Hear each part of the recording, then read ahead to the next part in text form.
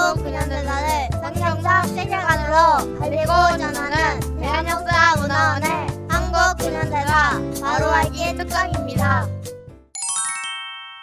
대한민국 건국의 걸림돌 공산폭동 두 번째 이야기입니다.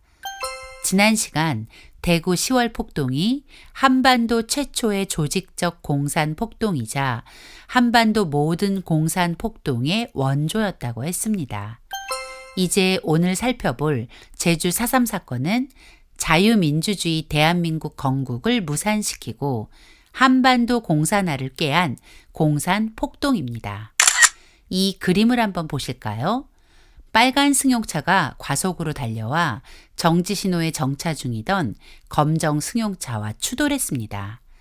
이 사고의 과실을 따져보면 생각할 것도 없이 100% 빨간 승용차의 과실이 분명합니다. 교통법규를 조금이라도 아는 사람이라면 빨간 차를 가해자로, 검은 차를 피해자로 생각할 것입니다. 그런데 사고 처리 과정에서 도저히 납득할 수 없는 이유로 가해자와 피해자가 뒤바뀌었다면 피해자의 심정은 어떨까요? 만약 그런 억울한 상황이 여러분에게 일어났다면 아마 너무 억울해서 화병이 나지 않을까요? 그런데 대한민국 근현대사에 이와 같은 황당한 일이 실제로 진행 중에 있습니다. 가해자와 피해자가 뒤바뀐 것도 모자라 가해자는 피해자가 되어 온갖 보상과 위로를 받고 피해자는 가해자가 되어 억울함을 삭혀가며 숨죽이고 살아가는 어처구니 없는 사건. 그것이 바로 제주 4.3 사건입니다. 제주 4.3 사건은 1948년 4월 3일 대한민국 건국을 위한 50 총선거를 방해하기 위해 공산주의자들이 일으킨 공산폭동으로 마지막 공비를 체포한 1957년 4월 2일까지 약 9년이라는 시간 동안 8천여 명의 피해자를 낳은 끔찍한 사건입니다. 2000년 1월 12일 4.3 특별법이 제정된 후 약 20년 만인 2022년 2월 26일 21대 국회 본회의에서 4.3 특별법 전부 개정안이 재석의원 229명 중 찬성 199명, 반대 5명, 기권 25명으로 가결되었습니다. 이 개정안 통과가 의미하는 것은 제주 4.3 사건을 국가 공권력에 대항한 민중항쟁과 국가 공권력에 의한 민중학살로 규정하여 희생자에게 국가가 배상한다는 것입니다. 그래서 제주 4.3 사건의 피해자로 등록된 본인과 유가족에게 국가가 1인당 약 9천만 원을 지급한다는 것으로 배상의 총액은 약 6조 원이나 됩니다. 이 배상을 받는 이들이 진짜 피해자라면 아무런 문제가 없습니다. 하지만 결론부터 말하자면 이 개정안 통과는 가해자와 피해자를 뒤바꾼 황당한 결정이라는 것입니다. 왜냐하면 제주 4.3 사건은 민중항쟁이 아닌 대한민국 건국을 방해할 목적으로 공산주의자들이 일으킨 공산폭동이며 무장 반란이었기 때문입니다. 때문에 2022년 2월 26일 제384회 임시국회 제7차 본회의에 제주 4.3 사건 진상규명 및 희생자 명예회복에 관한 특별법 전부 개정안 통과는 명백한 위헌이며 공산주의자들의 끈질긴 역사 왜곡의 산물이라 할 수 있습니다. 왜곡된 역사로 4.3 사건을 이해하면 우리가 사는 이 나라는 자랑스러운 대한민국이 아닌 태어나지 말아야 할 나라가 되고 맙니다. 그래서 우리는 제주 4.3 사건을 정확히 알아야 합니다. 오늘은 제주 4.3 사건 발생 직전의 시대적 상황을 먼저 살펴보고 4.3 사건의 진정한 배후, 4.3 사건을 일으킨 폭도 반란군의 잔인한 죄상을 이야기해 보려 합니다. 해방 직후인 1945년 12월 모스크바 3상 회의에서는 한반도의 완전한 독립을 위해 신탁 통치를 결의하고 그 실행은 미소공동위원회를 설치하여 그 결정에 따르기로 했습니다. 하지만 미국과 소련의 의견차가 좁혀지지 않았고 1947년 9월 17일 미국은 한반도 독립 문제를 유엔으로 넘겼습니다.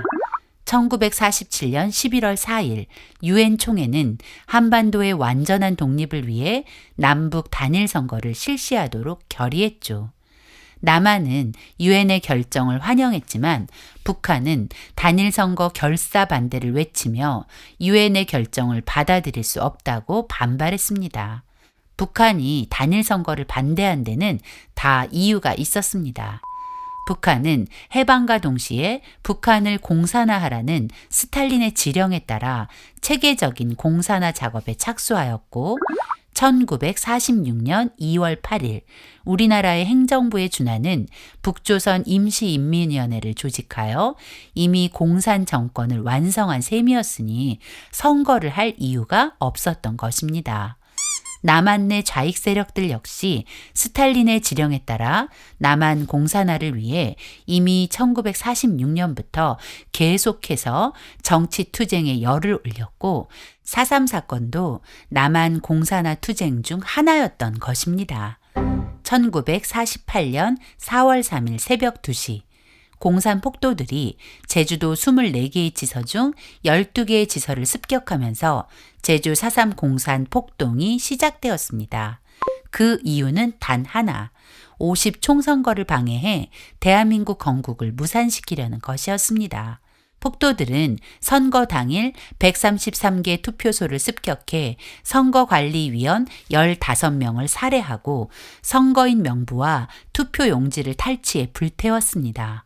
때문에 선거인 명부와 투표용지가 소실된 북제주군 갑을 선거구의 투표가 무효 처리되어 제주도에서 선출되어야 할 국회의원 3명 중 1명만 선출되는 사태가 벌어졌죠. 뿐만 아니라 마을 주민 전체를 산으로 끌고 가 선거가 끝날 때까지 잡아두고는 마을 주민들이 선거를 보이콧한 것처럼 꾸미기도 했습니다. 제주 서쪽 애월면 새별오름은 공산 게릴라들의 훈련 장소가 있던 곳입니다. 공산 폭도들은 인근 마을 사람들이 선거에 참여하는 것을 막으려고 새별오름 옆 이달봉으로 마을 사람들을 이동시켜 선거가 끝날 때까지 억류한 것입니다. 이렇게 선거 방해를 시작으로 약 9년이라는 시간 동안 제주도를 핏빛으로 물들인 주범, 배우는 누구일까요? 바로 소련의 스탈린입니다. 제주도는 섬이라는 특성상 공산주의자들의 은신처로 사용되고 4.3 사건이 일어나기 약 1년 전부터는 더 격렬한 좌익 정치 투쟁의 장이 되었습니다. 그리고 1947년 9월부터는 본격적으로 4.3 폭동 준비에 돌입합니다. 제주 4.3 사건은 우발적 사건이 아니었고 이미 1947년 9월부터 실행을 목표로 인민해방군을 창설해 치밀하게 준비된 공산 폭동이었다는 것이 진실입니다. 남로당은 4.3 사건 직전에도 1948년 2월 7일 전국적으로 공산 폭동과 파업을 계획했습니다. 남로당 중앙당은 1948년 1월 28일 제주도당에도 2.7 폭동을 위해 지령을 내려보냈습니다. 그 내용을 요약해보면 1948년 2월 중순부터 3월 5일 사이에 제주도 전역에서 폭동을 시작하라는 것, 경찰 간부와 고위 공무원을 암살하고 경찰의 무기를 탈취하라는 것, 그리고 총선거를 반대하고 인민공화국을 수립하라는 것입니다.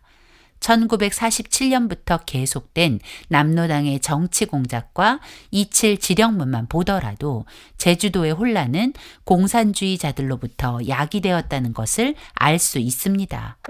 더구나 4.3 폭동의 제1대 폭도사령관 김달삼의 기록은 4.3 사건의 배후가 북한과 소련이라는 것을 더 확실히 증명합니다. 1948년 4월 30일 김달삼은 이렇게 기록합니다. 우리 뒤에는 북한 인민군이 있고 또한 북한의 배후에는 강력한 소련군이 있으니 우리의 승리는 확실하다. 김달삼의 말처럼 4.3 사건의 실행과 모든 준비 과정의 시작에는 스탈린이 있었습니다. 스탈린의 지령은 소련 공산당 중앙위원 외무성과 국방성을 통해 연해주 소련 제25군 사령부로 그리고 평양 소련 군정을 거쳐 북한의 김일성에게 전달되었고, 김일성은 남조선 노동당에 지령을 하달하고, 마지막으로 남노당 제주도당은 스탈린으로부터 전달된 지령에 따라 제주도의 끔찍한 만행을 자행한 것입니다. 4.3 사건은 공권력에 의한 양민학살이 아닌 스탈린의 지령에 따라 치밀하게 계획된 공산 폭동이었습니다. 제주 4.3 사건을 일으킨 공산주의자들은 악마와 같은 죄악을 서슴지 않았습니다. 4.3 사건이 일어나자 폭도들은 인민유격대를 만들어 끔찍한 만행을 저질렀습니다.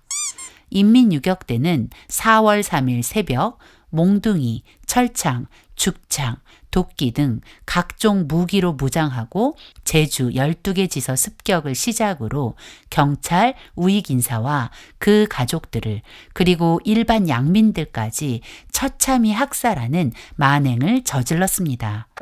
1948년 4월 3일 새벽 2시 남원지서를 습격한 인민유격대는 숙직실에서 잠을 자고 있던 고일수 순경의 목을 참수하여 살해하고 시신을 불태웠습니다.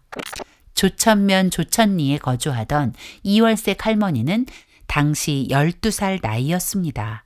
이월색 할머니의 아버지가 돈과 쌀 그리고 신발을 보내라는 공비들의 요구에 협조하지 않는다는 이유로 인민유격대는 이월색 할머니의 아버지, 어머니, 숙부 그리고 어린 동생들을 포함한 일가족 8명을 무참히 살해했다고 합니다. 이월색 할머니는 가족들이 처참하게 살해당하는 현장에서 구사 일생으로 혼자 살아남았지만 온몸에 남아있는 총상과 창칼로 찔린 상처들은 절대 그날을 잊을 수 없게 한다고 합니다.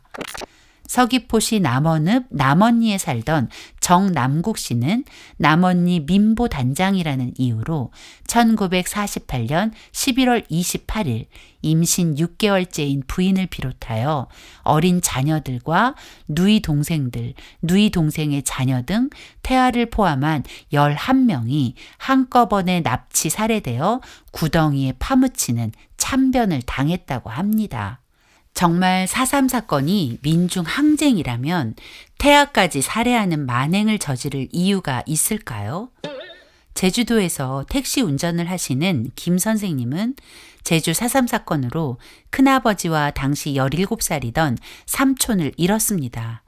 인민유격대는 김 선생님의 아버지께서 경찰이라는 이유로 가족인 김 선생님의 큰아버지와 삼촌을 잡아가 잔인하게 학살했다고 합니다. 김 선생님 가족이 피해자임에도 불구하고 김 선생님의 아버님은 형님과 동생의 죽음을 자책하며 괴로움 속에서 일평생을 사셨고, 김 선생님 역시 자신이 피해자 가족이라는 말도 당당하게 할 수 없게 된 것이 현실입니다. 제주도 출신 최초 목사 이도종 목사님은 4.3 사건 당시 성도를 신방하러 가다가 공산 폭도들에게 붙잡혔습니다. 폭도들은 목사님에게 공산 폭동이 성공하도록 기도해달라고 했고 공산 폭동에 가담할 것을 종용했습니다. 하지만 이도종 목사님은 결코 공산주의자들을 위해서 기도할 수 없다고 했습니다. 결국 폭도들은 이도종 목사님을 생매장했습니다.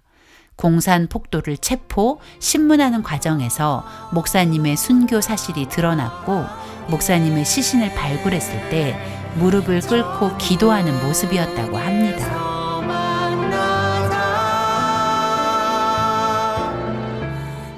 인민유격대는 경찰과 우익인사뿐 아니라 공산주의를 지지하지 않고 자신들의 폭동을 돕지 않는 사람들을 무참히 학살했습니다. 인민유격대의 만행은 1953년 6.25 전쟁 중에도 멈추지 않았습니다. 이 지도를 보면 제주도 대부분의 지역에서 공산 폭도들의 만행이 계속되었다는 것을 알게 됩니다. 이 과정에서 공권력이 투입되고 폭도들과 전투가 벌어지기도 했습니다. 그러나 왜곡된 4.3 사건의 역사는 공권력 개입을 국가 폭력으로 매도하며 나라를 위해 목숨을 내놓은 군인과 경찰의 명예를 더럽히고 있습니다. 공권력 개입은 양민 학살이 아닌 제주도민을 보호하기 위한 정당한 행위였음을 기억해야 합니다. 이렇듯 잔인한 공산 폭도들의 끔찍한 만행은 제주 4.3 사건이 명백한 공산 폭동이며 대한민국의 건국을 회방한 반란 사건임을 스스로 증명하고 있는 것입니다. 그러나 뻔뻔하게도 역사를 왜곡해 대한민국의 정체성을 부정하려는 세력들은 제주 4.3을 이렇게 정의합니다. 50 총선거는 남한만의 단독 선거로 남북 통일을 가로막기 때문에 그에 반대하는 제주 4.3 항쟁 인민 봉기를 일으킨 것이며 이를 진압한 이승만 정권과 군인, 경찰은 학살자다. 그들의 말은 모두 거짓입니다. 통일을 가로막은 것은 총선거를 반대한 소련과 김일성 일당 그리고 그들의 추종 세력 남로당이었습니다. 한반도가 통일할 기회를 공산주의자들이 거부한 것입니다. 그러므로 제주 4.3 사건은 절대 항쟁일 수 없습니다. 대한민국 건국을 방해하기 위해 공산주의자들이 일으킨 폭동이며 반란일 뿐입니다. 제주 4.3 사건을 항쟁으로 미화하는 사람들은 이승만 정권과 군인, 경찰을 학살자라고 합니다. 또한 폭동의 원인도 국가 공권력에 떠넘깁니다. 그러나 엄밀히 말해 4.3 사건이 시작된 것은 대한민국 건국 4개월 전이니 4.3 폭동의 원인 제공을 대한민국에 돌리는 것은 어불성설입니다. 또 이승만 대통령과 경찰, 군인을 학살자로 몰아가는 것은 더 우스꽝스러운 일입니다. 나라는 국민의 안전을 책임질 의무가 있습니다. 공산 폭도들에 의해 제주도가 학살의 장이 되는 것을 보면서도 국가가 반란 세력을 제압하지 않고 지켜만 본다면 그것이 바로 지탄받을 행위인 것이죠. 제주도민을 공산 폭도로부터 구하기 위해 공권력이 개입한 것이고 그 행위는 정당한 것이었습니다. 제주 4.3 사건은 항쟁도 국가폭력도 아닌 50 총선거를 무산시켜 대한민국 건국을 방해할 목적으로 일으킨 공산 폭동이며 무장 반란입니다. 현재 4.3 사건은 폭동을 일으킨 가해자가 피해자로 폭도와 맞서 대한민국을 수호한 군인과 경찰은 가해자로 완전히 뒤바뀐 상태입니다. 이제 진실을 아는 사람들이 일어나 4.3 사건의 뒤바뀐 진실을 바로 잡아야 할 것입니다.